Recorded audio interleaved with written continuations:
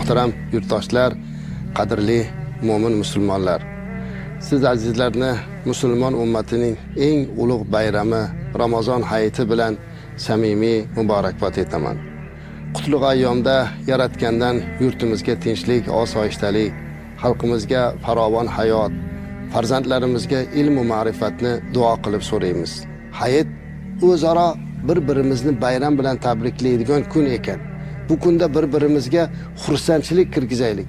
Yoshlarimizga ham hadiyalar berib, iloji bo'lsa ota-ona, aka-uka, ahli ayolimiz, farzandlarimizga sovg'alar ulashib, ularni quvonchiga sabab bo'laylik.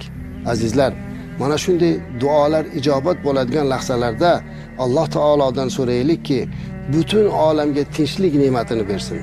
Tutgan ro'zalarimiz, o'qib tinglagan xatmi Qur'onlarimiz, duo va iltijolarimizni Alloh taolo dargohida qabul aylasin. Yana bir bor jonajon xalqimizni, butun dunyo mo'min musulmonlarini Ramazon hayiti bayrami bilan qutlab qolaman. Ramazon hayiti muborak bo'lsin.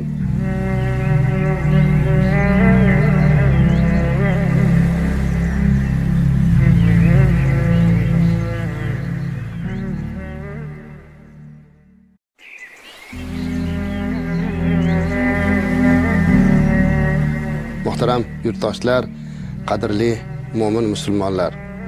Siz azizlarni musulmon ummatining eng ulug' bayrami Ramazon hayiti bilan samimiy muborakbod etaman.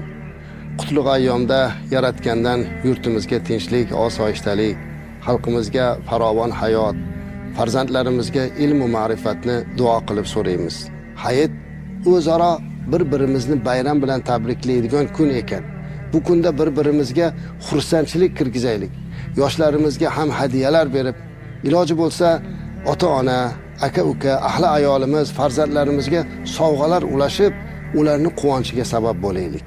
Azizlar, mana shunday duolar ijobat bo'ladigan lahzalarda Alloh taolodan so'raylikki, butun olamga tinchlik ne'matini bersin.